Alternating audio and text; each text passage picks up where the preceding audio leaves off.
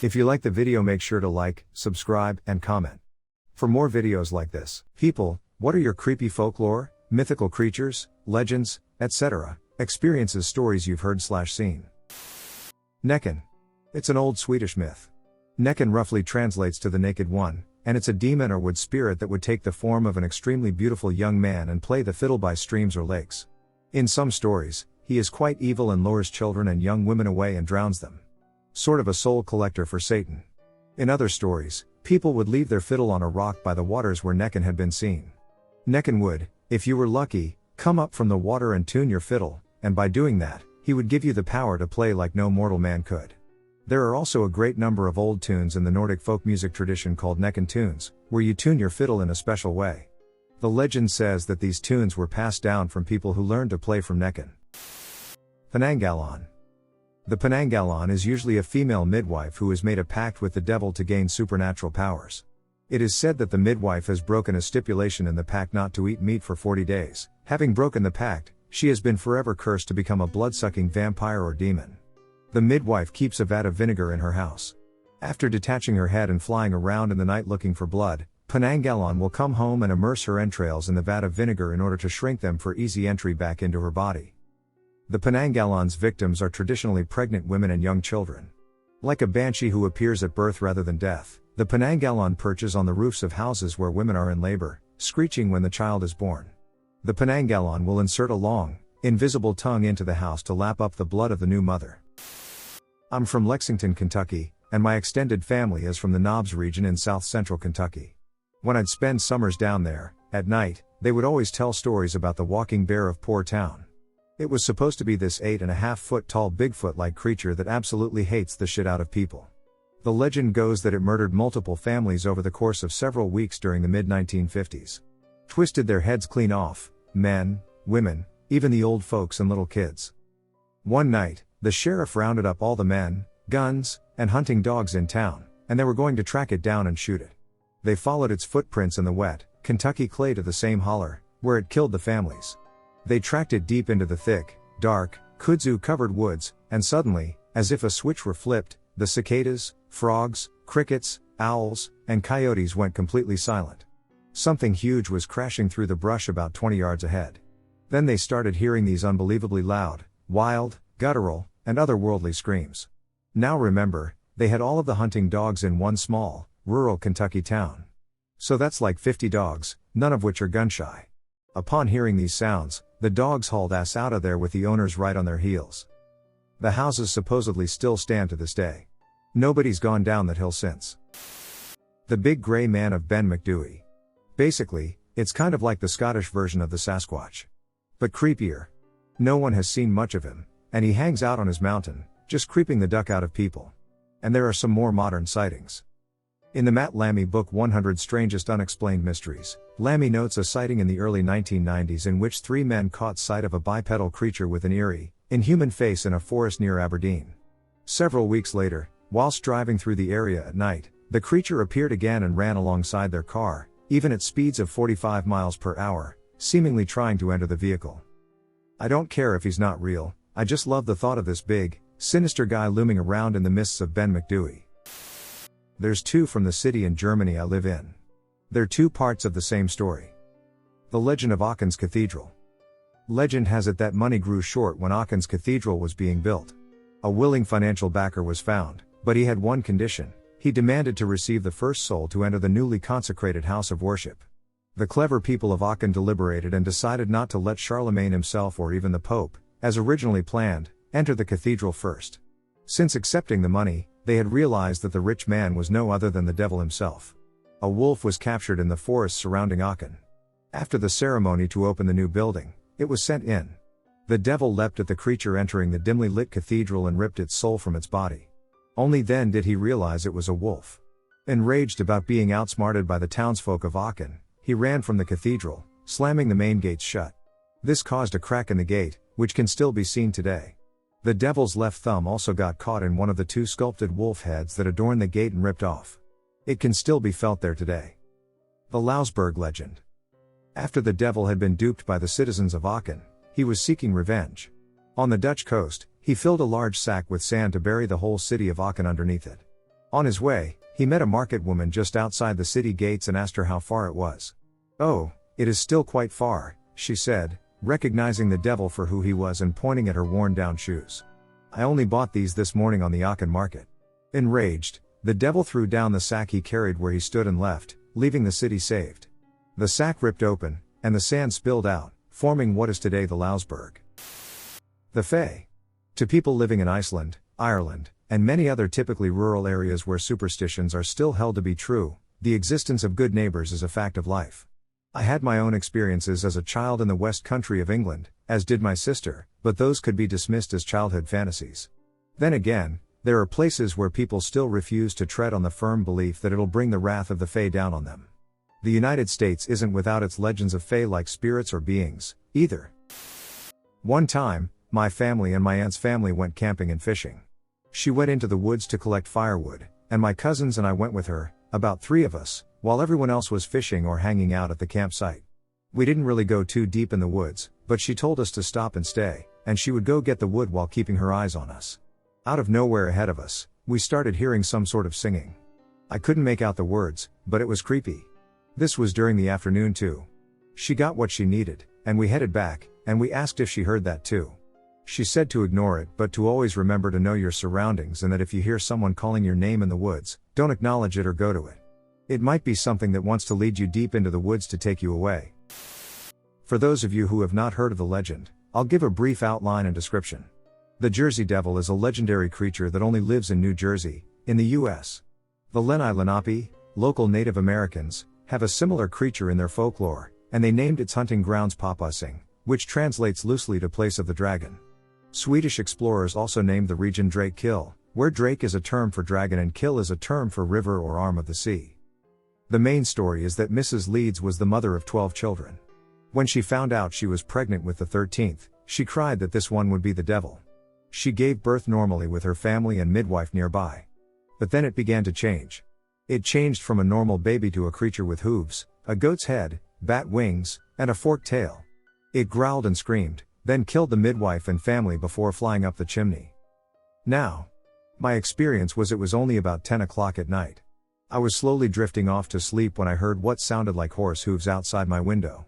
I rationalized it as the horse farm down the road. But then I realized the horse farm was 3 or 4 miles away, and I wouldn't be hearing hooves this clearly. I was instantly seized with fear, though I couldn't figure out why. I wanted to look out the window to see the wooden deck just outside to see what it was, but I was nearly too scared to look. I eventually peeked out. I saw a large creature standing on my deck. It had bat-like wings and a pronounced snout. 2 horns sprouted from its head, and it had 2 smaller claws on its upper body with horse-like lower legs. It looked at me for a moment before beating its wings and flying away. I didn't sleep at all that night. There are dozens of stories about one particular coal mine near where I live. Some old people who are descended from the miners who worked there swear it's haunted. During the first few months of 1890, miners at the Morpha colliery in Margam were subjected to a string of supernatural occurrences. There were reports of fierce hounds, known as the Red Dogs of Morpha, running through the district at night. The colliery itself was said to be filled with a sweet rose-like perfume, the source widely believed to be invisible death flowers. Cries for help and the sound of falling earth were often heard. Flickering lights called corpse candles appeared and disappeared in the tunnels, and the ghosts of long-dead miners were seen working with phantom white horses, pulling the coal trams. In a superstitious workforce, it was commonly believed that the reported supernatural events were harbingers of disaster. For some reason, on March 10, 1890, nearly half the morning shift stayed home, saying they had been disturbed by weird stories of ghostly visitations. Only half of the morning shift went into the mine that day, and if it weren't for the superstitious nature of the miners, surely many more lives would have been lost. The official report into the 1890 disaster acknowledged the rumors that the mine was haunted.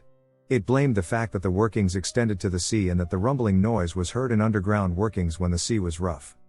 One miner was said to have been so frightened by these noises that, 3 weeks before the disaster, he refused to go underground again. He said he had heard similar noises when another explosion happened at the mine in 1870, and he had a presentation that a similar disaster could not be far off again. I'm 45 years old, and this is something that happened to me when I was 4 years old. I have always been able to remember this memory as extremely clear, unchanging, and not fuzzy, like remembering a dream. We lived in a trailer situated in a coalfield out in the country of McMinn, Tennessee. My sister and I slept in a bunk bed, with me on the bottom. The hall light outside of our bedroom was always left on for us, and there was plenty of light in the room at night. I woke up in the middle of the night, and the closet door was open about 8 inches. My eyes had just opened up, staring straight into the black of the closet without moving my head. I could sense something moving in there. A very tiny little man was holding hands with a tiny little woman behind him, and they were sneaking out of the closet. They were being very slow and careful in their movements. I did not move at all but stared transfixed. They stopped and looked around, puzzled. I think they could sense someone staring at them. He looked up and locked eyes with me for a good 2 seconds. It scared them to death, and they ran underneath my bed. I instantly became terrified. I laid on my back for the longest time until I finally calmed down a little. I slowly looked under the bed, but they were gone. There was a shoe under my bed, and I assumed they were in the shoe hiding, but I didn't dare touch it. I lay awake in bed for the longest time and eventually fell asleep. They were about 10 inches tall. Their hair looked like it might have been brown. I'm not sure how long it was. I also can't remember exactly what their clothes looked like. When you are 4 years old, you just don't think about or care about the style of clothes. They just looked like tiny, normal people. They didn't have wings or some odd skin color. I remember them looking like white people, but they could have been Indian. Again, this isn't something that really registers when you are 4 years old. I've told this story to friends and family all my life. It was extremely weird because this was 1975, and I never had any books about fairies when I was little. It wasn't until I went to college that I could find decent books that covered myths about fairies and brownies. Then, when the internet came along, I was able to find out that the Cherokee Indians that lived here in East Tennessee do have myths about little people. I had a friend who swears he saw the Goat Man on a dark reservation road in Arizona. He was working late one night at a truck stop when these girls came in crying and hysterical. They said that they hit something on the road coming off the reservation. One said it was a goat, and the other two said it was a coyote. It lay on the road, lit up by the car's headlights. They thought it was dead until it stood up like a man. They said it stumbled a bit, glanced at the car, and ran off into the dark desert. All three said it was a goat that walked like a man. The driver put the car in gear and drove to the nearest place to park and regain composure. That was the truck stop. He decides he wants to see this Goat Man. After work, he drives out to where they said they hit it, parks on the roadside, and waits. He fell asleep. These are dark and very seldom used roads, especially at night. He hears tapping on his back window and wakes up. When he looked into his rearview mirror, he saw a goat face looking into his car. The goat was perched on the back of his car, looking into his back window. He freaks and starts his car, drives off, and says it fell off his car as he sped away. He never went back. No matter how much our friends begged him to take them there to see it. In Buffalo, we had Goodleberg Cemetery. Legend has it, a doctor nearby performed lots of illegal abortions. He buried the fetuses and the patients that didn't survive in the cemetery. Apparently sometimes he was in a hurry and couldn't dig the hole deep enough, and dogs were known to dig them up and be trotting around with them. Once the doctor was discovered or was about to be discovered and he knew he was heading for prison, he hung himself from a tree in the cemetery. At the very least, I'm almost positive the part about a doctor hanging himself there was true. Over the years, there's been all kinds of crazy shit. There's a bridge you have to drive over that is famous for making your car stall and get stuck. This place was, probably still is, I'm on the West Coast now, a big hit with all the punk rock / hardcore kids. They always tried to get me to go, but I never would. The night I almost did, they came back and said their car definitely stalled on the bridge, and they saw a weird light coming towards them. There's reports of the famous lady in white, spectral dogs, crying babies, and Satan worshipper psychos. I know at least one group of dudes that were chased out of there by satanic people. Buffalo / Rochester has a lot of that shit going on. But the craziest was a kid who died there around 1999 or 2000 and got hit by a drunk driver walking down the road to the cemetery. It was my ex's best friend, so she hated even talking about the place. She would get really torn up. Over the years, it's really gotten hygienic there. The cops patrol it regularly and really bust your balls if you go inside or they catch you. I never went, and I'm kind of glad I never did. I live in Oklahoma. The Native Americans here tell stories of the creatures here, little people, Stiginis, etc. There is a place in Sasakwa, Oklahoma, called Bird Creek Church. My friend's grandma said that Stiginis were all around that place. Stiginis are shapeshifters and are really scared of by the natives where I live. They shift into the form of an owl. You don't speak their name out loud and or at night, or they will come and find you. They are vicious creatures. A sign of death. So one weekend, my friends and I wanted an adventure. We went to the church. We heard things speaking and screeching in the woods. It's the woods, so we don't think anything of it. We keep walking deeper into them. I keep asking my friends if they feel okay. They don't, and I don't either, because we know we shouldn't be there. One sign of us needing to leave was all our phones dying at the same time. I had a flashlight, so we stayed. This last sign is one we will never forget and the reason we will never go back. We got to a place about a third of a mile behind the church. There were rocks, big ones. Behind one, I could see a large figure crouched down. It was breathing heavily. I don't know why, but I asked it if it was okay, and it looked at me and got up. That thing was 8 feet tall, it had wings and a huge open mouth. It started chasing us. We bolted all the way back to the car. We got back to the car, and it was gone, but my friend's back was hurting. We didn't check until we got home. He had teeth marks on his back. We told his grandma about what happened. She scolded us for going and told us all to put blessed tobacco under our beds and around the outside of our houses. That was to keep them out. The people in Oklahoma can be scary, but always watch out for the woods. Things tend to lead you there. I grew up in northeast Iowa, and there is an old brick house about 10 miles from town. Supposedly, there was a family that lived there, and one day their baby was run over by a stagecoach in front of the house back in the 1800s. It is said the mother never recovered. About a half-mile down the road from the house is the oldest cemetery in the county, where the founders of the area are buried along with the baby and the mother. It is said that at night she walks through the cemetery and the road, crying and looking for her baby. I've never experienced this, but I did find it strange one night when I drove that road, and it was completely clear except when I passed the cemetery. It was covered in a huge blanket of fog, and it was only in the cemetery. It's not in a valley, so it was a little creepy. I am from rural Ireland. We were always warned about fairies. Like all of the time. I remember my nana being deadly serious when speaking about them. There are things called fairy rings, which are really just circles on the ground of fungus. You see them a bit in Ireland, but you were never under any circumstances to walk through one. If you did, you would wake up with thorns in your bed. Not that bad, maybe, but there were also stories of children being taken by the fairies. It never really scared me, but it sure as hell scared my nana and my mom. I specifically remember being told to never ever wear green when you get married, as it is the fairies' color and they would get jealous. A neighbor did, and the marriage broke up pretty soon after. Obviously, those pesky fairies. We also had loads of banshees. Like, never pick a comb up off the ground because the banshee will come after you. I know it's easy to dismiss a lot of this stuff, but the fear that people had was very real. There was such a matter of fact about the way people spoke about it. In Suriname, we have bakro's, which are creatures made out of part wood and part copper. They are very vicious, and if they touch you, it's instant death. Then there are lebbas, who are like children with enlarged heads. Usually they'll be playing with marbles on the street and luring kids to leave their yards and get lost. Watramamas are mermaids, but they are more akin to goddesses. They can change shape, grant wishes, or cast curses.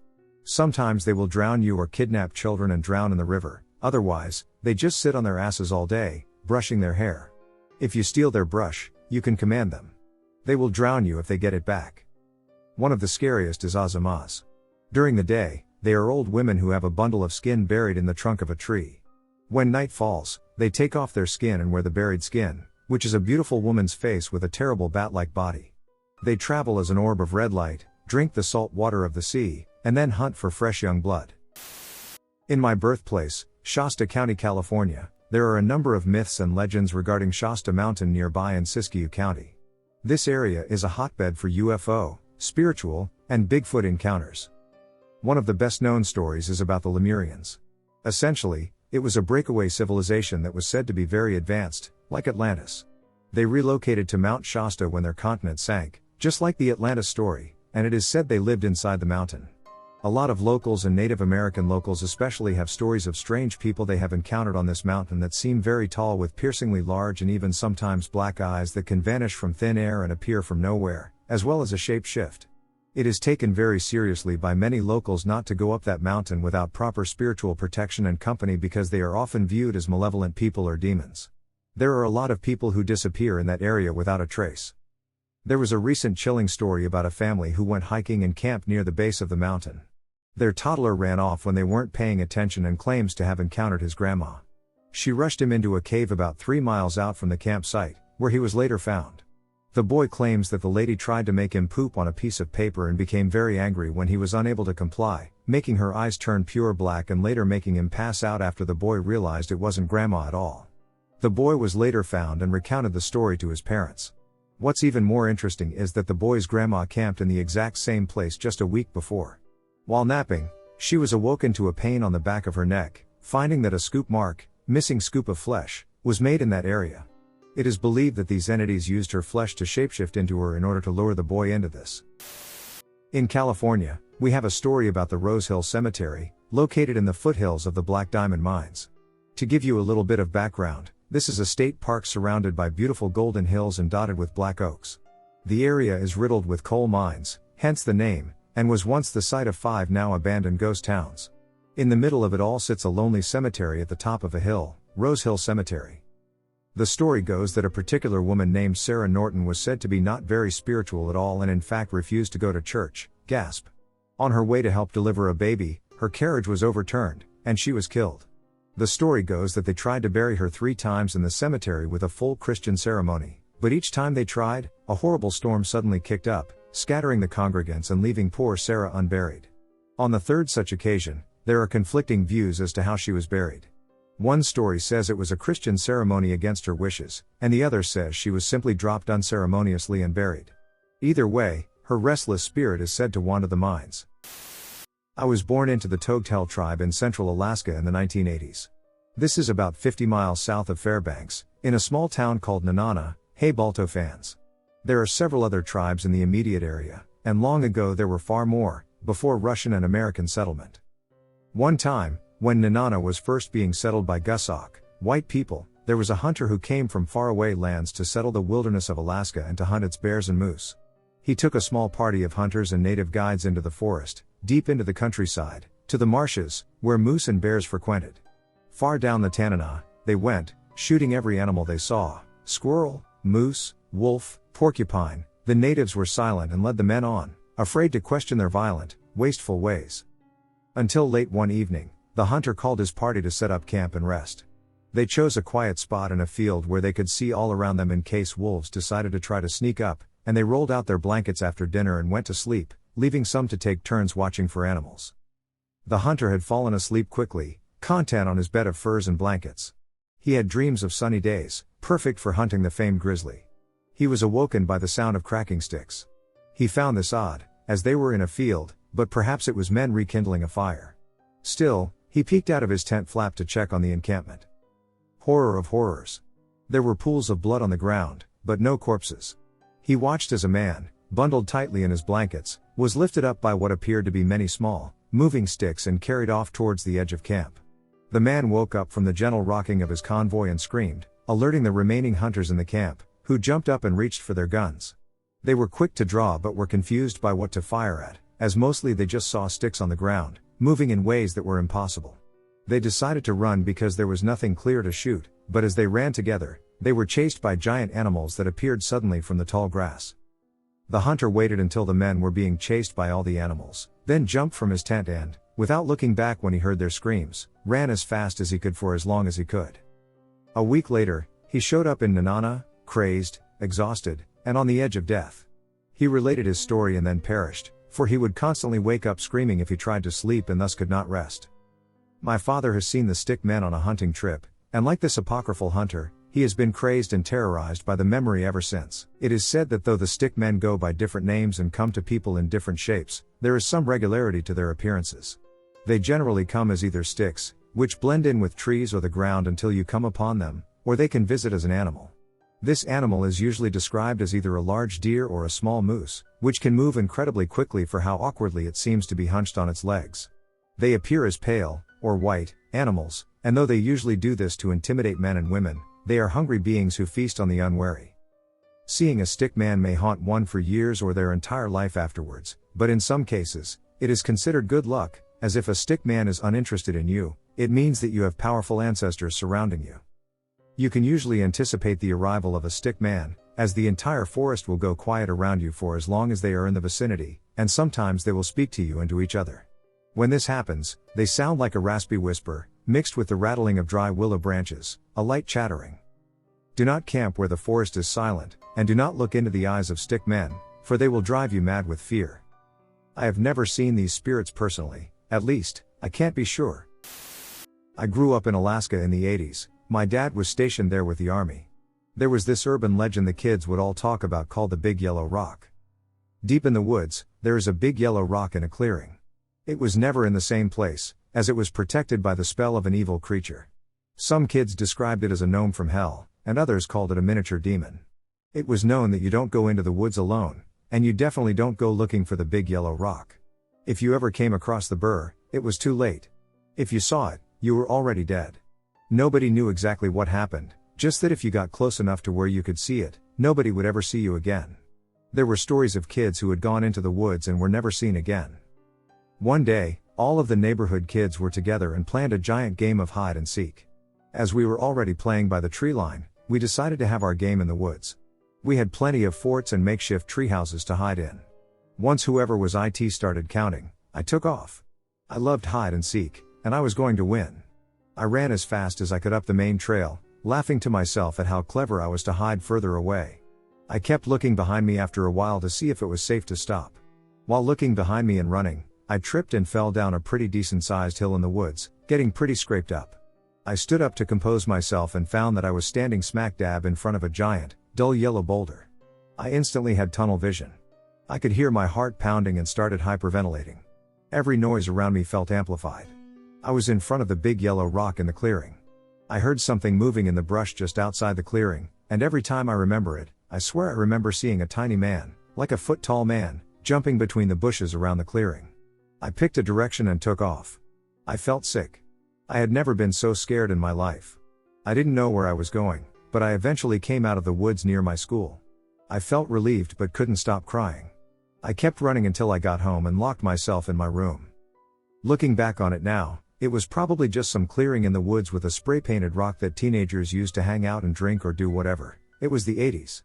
It probably wasn't even that deep into the woods. When you're a little kid and more afraid than ever, certain you're going to die, it can't be unusual to see and hear things, especially after a fall and hyperventilating. Anyway, that's some folklore and a silly story from my childhood in Alaska. I'm from Chicago, so we headed to my friend's house. He had just moved there, and we liked to hang out in the forest and party. One summer, we were walking along a narrow path. There were about 8 of us, and we were just walking and talking when, all of a sudden, I see 2 really big as hell dogs running towards us. The path we are on bends a lot, so the dogs are about 3 bends behind us, and it seemed at that time they were running full speed but not moving fast enough. It seemed by the look they were running, they should have hit the other bend faster, but they seemed to move slowly even though they looked to be moving fast. So when I screamed that there were dogs running behind us towards us, they all looked back, and we started running, picking sticks and logs up, getting ready for a fight, when all of a sudden they were gone. So we just laughed it off. A few years later, when I was reading the Chicago Hauntings book, I read about how the same forest is protected by Native American spirits that appear in animal forms to get people off the path where they are buried. Deer and dogs are common, so it was interesting. A few months ago, my 2 best friends, who happen to be sisters, and I were out on their roof stargazing. We chatted a while and tried to find constellations. Eventually, we sat up and shivered under the thin blanket we had brought out with us. Our conversation came to a lull, and in the silence, I looked out across the street. I saw the lower half of a woman's body for no more than a few seconds. Shocked, I looked at my best friend, Jane. I quietly said to both girls, "I think I just saw a ghost." Immediately, the other girl, Ella, is terrified and begs to go inside. Meanwhile, Jane looks at me with wide eyes and says, "Across the street? Translucent legs?" We scampered inside and began to discuss what just happened. Ella saw nothing, but Jane saw the same thing I did. Fast forward to a few days ago. I went to the theater with a close friend, Maya. While we waited for the movie to start, we whispered to each other, and the topic of ghosts came up. I recounted my experience, and she practically froze. Apparently, there's an urban legend that 100 years ago or so, a woman named Betty was buried. Half of her was buried in Maryland, and the other half in my town. According to her, people in Maryland see the upper body, and people in my town see the lower body. I haven't had any particularly interesting paranormal experiences since my original encounter, but I can't stop thinking about this. At first, the thought terrified me, but now it's just exciting, and I feel lucky to have had such a paranormal encounter. Story from the Pacific Northwest. This place is about 15 minutes from where I grew up. It's a cemetery that is said to be owned by a satanic family that has buried their family on the property. Lots of spooky things have been reported on this property. Sticks and rocks being tossed at people walking along the trail to the cemetery, circles of blood left around vehicles parked nearby, and cults sacrificing animals. The most infamous were the 13 steps to hell, though. It was said that with each step down, you were one step closer to losing your mind, and at step 13, you saw hell and were basically mentally brain soup afterwards. Conveniently, everyone who saw hell ended up in an institution, as the legend goes. Today the steps are covered, and all signage directing you to the property is gone.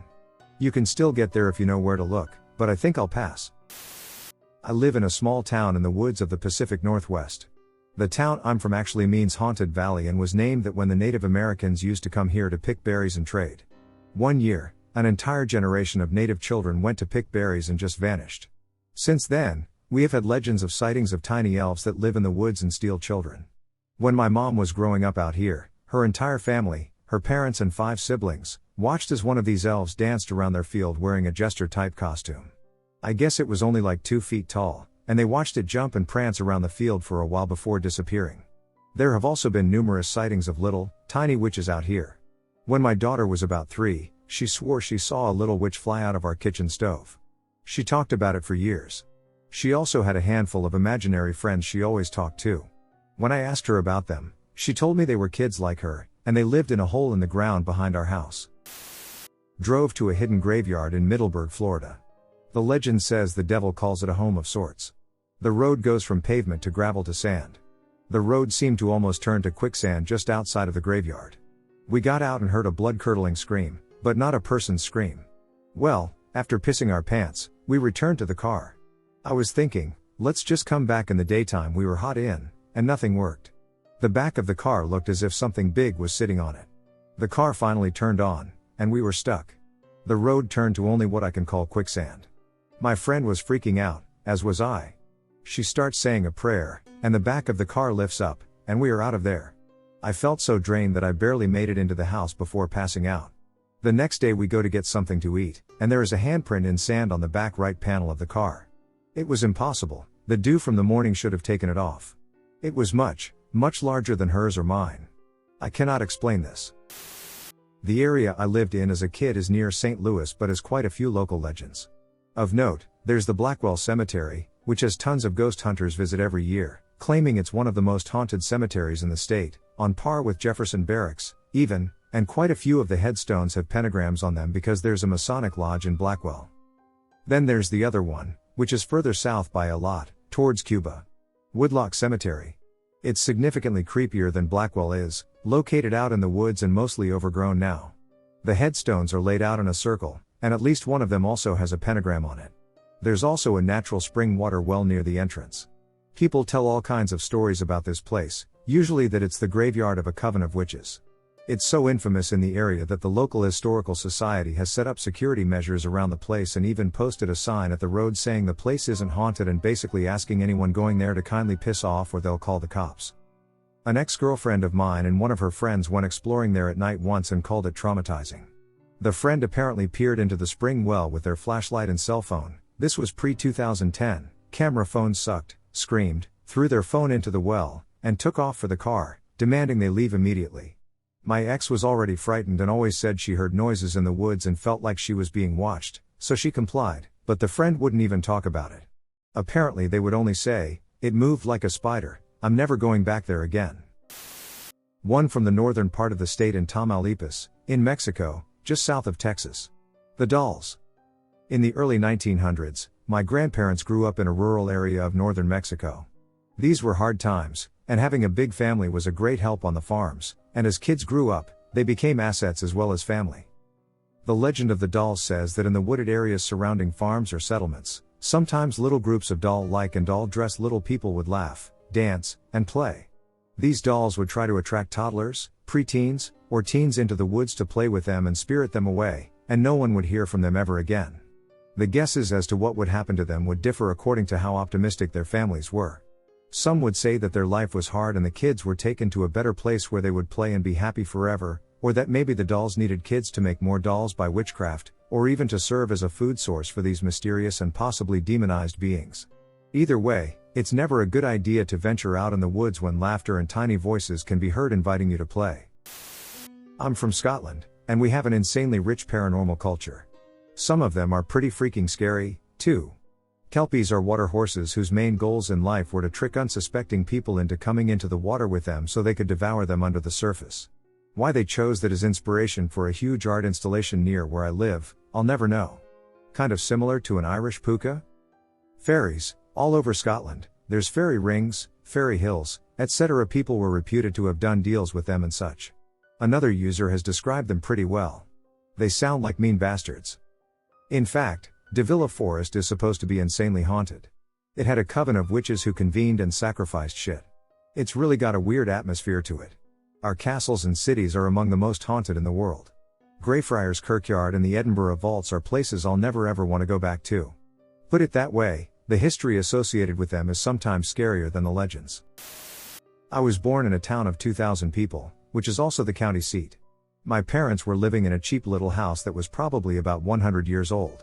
The house was a mile and a half down what used to be a logging road, and there was almost no insulation, so we rarely had plumbing during the winter. It was about as backwoods as you could get. My parents didn't know it, being from out of town, but that house was well known to the locals, who called it Uncle Joe's place. Tenants never stayed more than a year there, mostly because it was just a shitty house. Anyway, my parents were talking to Esmeralda, a 90-year-old lady that lived up the road, and she casually asked how old Joe was doing. She told them a family lived there in the 30s or 40s, and Uncle Joe was the husband. He was an abusive drunk, so one day his wife gets fed up and fills him full of shots in the living room.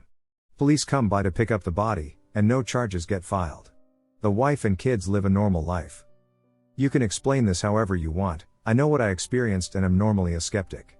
There were footsteps coming up and down the stairs some nights when nobody was there, and every once in a while you could hear the screen door open and then a thud on the hardwood floor. We had carpet. I seriously grew up thinking these were normal occurrences, and my parents talked about them all the time. When we finally moved away, we cut the carpet out and found the blood stain on the raw wood floor. I think the landlord still owns that house but hasn't rented it to anyone since we left 18 or so years ago. Black Annie, Boonville, Indiana. There was this woman named Annie who served a former mayor, T.D. Scales.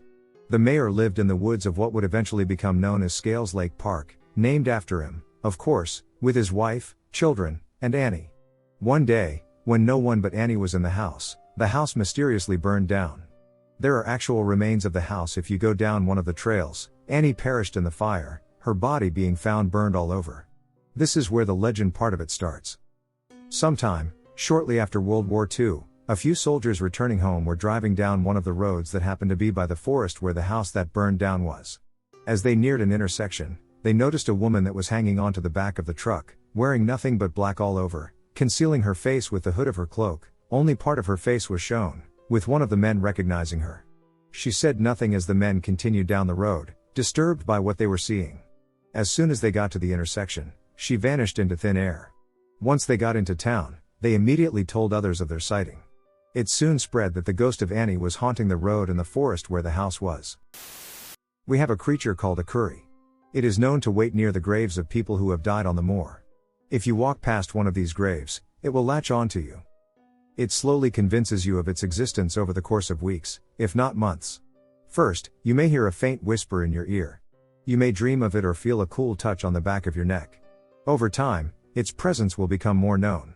It will grab your leg in the night, start attacking you in your dreams, and transpose its face onto your family members as you're talking to them. It will never make itself known to anyone else, making you question your own sanity. It will start talking to you, asking you to go back to the moorland, and promising you your freedom back if you do. Eventually, once the mental torment gets too much, you give in and wander back out to the moors. It will keep telling you you're almost there, allowing you to wander aimlessly around. Eventually, exhaustion will strike you, and you will be forced to watch your body succumb to the elements. As you lie there, unable to lift a finger, the curry tells you how much it will enjoy dragging your soul to hell. And like that, another grave is created. I was told this story by a shopkeeper in Dartmoor, UK, by the way. There are whole books written on Dartmoor myths and legends, the most famous of which is the Hairy Hands. I was talking to my husband the other day about the village I grew up in. There were some urban legends in my little village. One was that there was a witch who lived in the woods nearby and kidnapped children. Many children in the playground said that they had seen her. Obviously rubbish, but one legend that had some basis in truth was a house called the Hammer House. Everyone said that there was a murder there, killed by a hammer, funnily enough, and that it was haunted. My friend swore blind that she saw a tango can being lifted up and drunk from by a ghost. Where I grew up, there is the legend of Black Shuck. A devil dog is said to curse anyone unlucky enough to see him with dying within the year. There is a church in Blithburg, close by, that is scoring burn marks on a door. It's said that on a very stormy night many years ago, all the villagers went to the church to seek refuge until the storm passed. Black Shuck broke down the door, hence the burn marks, and killed everyone inside. The next day, the villagers who didn't make it to the church went inside to find everyone dead in the pews. Since then, he is said to roam certain roads and streets in the local area, a massive black dog with eyes that glow red. There are many stories of Black Shuck being seen by people who then died mysteriously. Dark Hollow Road. It is a road that trails a geographical feature named the Devil's Backbone near Fulton. There are varying tales about why it is haunted, high schoolers who died playing car chicken or an escaped circus panther, but allegedly, if you drive the road at night, your car will act up and maybe even shut off. Also, there is a bridge with racist graffiti near Kingdom City, which is apparently haunted because an enslaved person and or baby were killed there. Also, the Fulton State Hospital is apparently haunted, and my Girl Scout troop leader as a kid told me the Missouri School for the Deaf had a haunted stairwell too, due to a young girl who committed suicide. Not sure why she told us that, but shout out to you, JB, for traumatizing me and my troop with all sorts of scary stories as a kid, lol. And apparently there are secret tunnels under Westminster College, under downtown Fulton, and maybe under the state hospital, before it was renovated. I know a woman who said she did some urban exploring of the state hospital while it was being renovated and reported that a ghost scratched her. Also, in between the triangle of the prison, the state hospital, and this big cemetery in Fulton, there are some woods where witches probably do stuff. There are really two. The first one is Sarah Norton. Our town, Antioch, California, was founded by a coal mining operation and was experiencing a huge boom. Sarah Norton was a midwife and was killed in a horrible carriage accident. Every time the townspeople attempted a burial, it was hit with a huge storm that prevented it. There are a few variations on her death, however, with the carriage being the main one and the second being that she was killed as a witch since 2 girls she cared for died. Little known facts: Rose Hill Cemetery was moved, the exact location is known to very few. Her actual grave location is also unknown. The second most famous is the Gates of Hell. People claim they sit at the end of Empire Mine Road, however, according to my father and one of my grandfathers, it does not. They took me to the actual location when I was in high school. The actual gates lead to the building itself, an insane asylum that was abandoned. Rumor has it that the doctors and nurses experimented on patients and hatnot. I actually had a relative that was killed there, though the earthquake of 1906, I think, destroyed those records due to fire. I have been to both, Rose Hill Cemetery especially, numerous times and have had experiences I could not easily explain. There are a few others, like Gravity Hill and Bosco Road. When I was younger and everything wasn't as bad in the world as it is now, my family used to take family vacations driving all the way to Mexico. So we'd drive a long way to the Mexican border and stop in Texas at this government building that allowed us to exchange American currency for Mexican pesos. This building is, or was, I don't know if it's still there or not, situated right next to the Rio Grande, that river that divides America and Mexico, underneath this busy bridge or motorway. So when we arrived at this building, my parents asked my brother and me if we wanted to go with them, but we were like, nah, we're good. So they left, and it was me and my brother in this van, in this parking lot, with the only light being from the moon and the lights on the building, next to this big-ass river, in the middle of the night. So while we're waiting for our parents, my brother and I decided to make ourselves sandwiches from the cooler that we had stocked with sandwich making supplies, i.e., bread and ham. We're just chilling being fat when, all of a sudden, I noticed everything getting eerily quiet. Like no noise at all. No sound from the river, no sound of the cars that had been passing above us, no noise anywhere except us moving. Then came the crying. I heard it first, and I told my brother about it. I was like, hey, do you hear someone crying? So he stops moving, and we both just listen for a bit. Then we hear it again. A perfectly clear sound of a woman just wailing. I remember my brother just turning completely pale, and he whispers, La Llorona. So I'm like, what? And next thing I know, this asshole just jumps out and starts sprinting towards the building. Seeing him panic and run, I jump out and start running after him, and the whole time I'm running, I have this terrible feeling of dread. Meanwhile, the crying is getting louder and closer. When I was running, it felt like it was right behind me. My brother made it to the baby first and went in super quick. As for me, I made it to the building but stopped underneath one of the lamps hanging off a wall and looked back at the parking lot. To this day, I get really bad chills because, when I looked back, I saw something staring right back at me. There was this feeling of pure hate in the shadow of these two big Jeep-looking vehicles. After a bit, it turned and left, and soon after, all the noise in the village came back.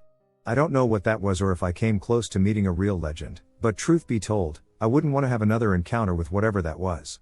I told my parents, and they didn't believe me and thought I had imagined something. I know what I saw. Growing up, I was exposed to a lot of myths, superstitions, and weird experiences. Here are some of my stories, myths, and experiences. 1. La Lechuza is a white owl that signals death. Usually seen when someone has passed or is close to passing. As a young boy back in the mid-90s, I grew up in a rural part of Panama with my grandmother and my mother. We had a family that lived across the street from us, consisting of a couple, their children, and their grandparents. After a long battle with deteriorating health, the elderly gentleman was on his last breath. He was staying at the house with the family and was in a room surrounded by his loved ones. Around 8 p.m. one night, I heard what sounded like no animal I've ever heard before. It was a mix between a screech and a howl above our house, followed by the loud scream of the mother and grandmother, as I can only assume the gentleman passed away. My grandmother informed me at the time that the scream was La Lechuza, claiming the old man's soul and taking him to his next life. 2. Brujas, witches. The flying on a broom kind, except less cartoonish and more terrifying. As any Latino will tell you, our abuelas don't take no shit. This goes for mine with both her children and her neighbors. My grandma, in all her feisty glory, got into an argument with another neighbor about some property. We had a pretty large area, maybe 2 acres of land, and up a hill behind the house there was a tree where I would catch cicadas as a kid. Further down that hill on the other side, there was a creek, and then up the hill once more was the main motorway in and out of town. Her property stretched to the creek, and one of our neighbors started planting crops between the tree and the creek in a small clearing. Long story short, she threw a brick at the guy and punched him in the face. She's a little ass. Well, this guy swore he was going to get a bruja to put a curse on us. At the time, I thought it was silly, but my grandmother is very superstitious and took the threat seriously. She warded the house with sage, put up rosaries, crosses, and even that weird egg in a jar of water thing. One night, I kid you not, I heard something crash into our roof. We had a tin roof, so you could hear birds walking on it or the rain on cool nights, which was amazingly relaxing. Well, this was one heavy-ass bird. It was waking slowly and making long scratching sounds on the tin slats. My grandma came into our room, her face turned white, and she told me to hold her hand along with my mother and pray with her. We did. I could feel immense pressure on my chest as we recited Santa Maria's. It became hard to breathe with each verse, and then all of a sudden it felt as if my ears were going to explode. Then it stopped, and we heard whatever was on the roof run, jump, and catch the wind. The next morning, we found a few of our chickens and some of our geese dead, their necks sliced open and thrown through our property. The jar of eggs was black, and the eggs were hard. It was terrifying. My grandmother insisted it was a bruja. We never heard from the neighbor again, and suspiciously, his crops stopped showing up on our property. 3. Duendes, gnomes, or fairies. The legend is that they preyed on children and took them from their homes in the dead of night. I had a friend who lived a few houses down the street from my grandmother's. She was my best friend and sort of a kindergarten girlfriend. It was silly kid stuff, innocent, and playful. We used to hold hands and go swimming by the creek together. There was a corner store about a half mile from my house, and her house was on the way. I used to walk to the store with some change that my mother or grandmother would give me and buy a soda or some paletas for her and me. One day I went to knock on her door, and her mother told me she could not play with me anymore because the duendes were after her and she wasn't allowed to leave the house. I was heartbroken. I ran home and told my grandmother. She walked over to my friend's house and talked to her mother. Apparently my friend was heard talking to someone in the middle of the night. Weird things started disappearing from the house, spoons, glasses, her underwear, her shoes, none of it made sense. Their dog refused to go into the girl's bedroom, and she even started acting weird. She would refuse to shower or clean herself up after using the toilet. All of this behavior was completely out of the norm for her, and it all happened within the span of a week. I never got to play with that friend again since I ended up moving with my aunt and mother to the city, but my grandmother swore up and down that duendes almost got her. Mount Shasta Wilderness in Washington State has a shitton of random disappearances. People will be hiking, and someone will stop to tie their shoe and never be seen again. Just poof. Gone. People attribute the disappearances to many things, like the nature of the wilderness itself being relatively difficult to walk through and the tree cover being extremely dense, muffling sound. Others think that cryptids like Sasquatch, Skinwalker, etc. are prevalent in such a dense area. But in my opinion, the last option is the scariest and, unfortunately, the most believable. There have been multiple sightings of ragged-looking humans in white robes that stalk hikers. And I'm not talking about just following through the woods for a while, I'm talking about hunting for hundreds of miles through dense forest. Whoever these people are, they've been sighted on multiple occasions and are always either passively or very actively aggressive towards hikers. There are reports of people in white even entering campsites, stealing hikers' food, or just standing outside their tent and chanting. One younger guy, in fact, was literally driven to run for his life away from his campsite as he was being chased by multiple of the psychos. Many believe that they are the cause of the Mount Shasta disappearances, taking innocent hikers to induct into their mysterious and dangerous cult. That or they're just hungry.